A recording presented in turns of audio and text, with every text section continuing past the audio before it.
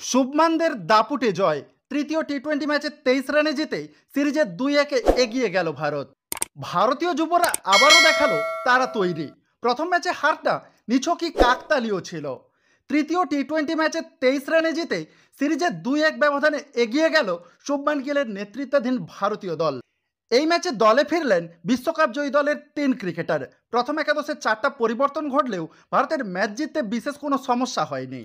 বুধবার টসে জিতে প্রথমে ব্যাট করার সিদ্ধান্ত নেন ভারত অধিনায়ক শুভমান গিল। ইনিংসের সূচনা করতে আসেন শুভমান গিল ও যশস্বী জয়সওয়াল। প্রথম 4 ওভারের মধ্যেই 50 রানের গন্ডি পেরোয় ভারতের ইনিংস। ব্যক্তিগত 36 রানের মাথায় সিকন্দর রাজার বলে আউট হয়ে ফেরেন যশস্বী জয়সওয়াল। এদিন 3 নম্বরে ব্যাট করতে নেমে বিশেষ কিছু ইম্প্যাক্ট রাখতে পারেনি অভিষেক শর্মা। এরপর ঋতুরাজের সাথে জুটি বেঁধে ভারতীয় ইনিংসকে এগিয়ে নিয়ে যান ক্যাপ্টেন শুভমান। ব্যক্তিগত 66 রানের মাথায় শুভমানকে ফেরান মুজারবানি। গায়কোয়াড়ের অবদান 49 রান। শেষ পর্যন্ত 20 ওভারে 4 উইকেট হারিয়ে 182 রান তোলে ভারত।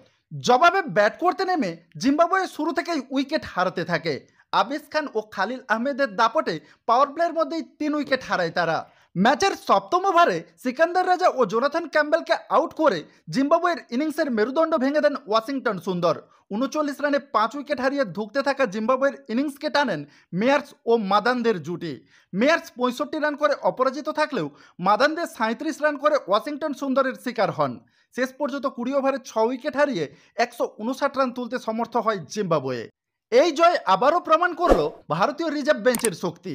যদিও 39 রানে 5 উইকেট ফেলে দেওয়ার পরেও জিম্বাবুয়েকে অল আউট করতে না পারাটা কিছুটা চিন্তায় রাখবে টিম ইন্ডিয়ার থিঙ্ক ট্যাঙ্ককে।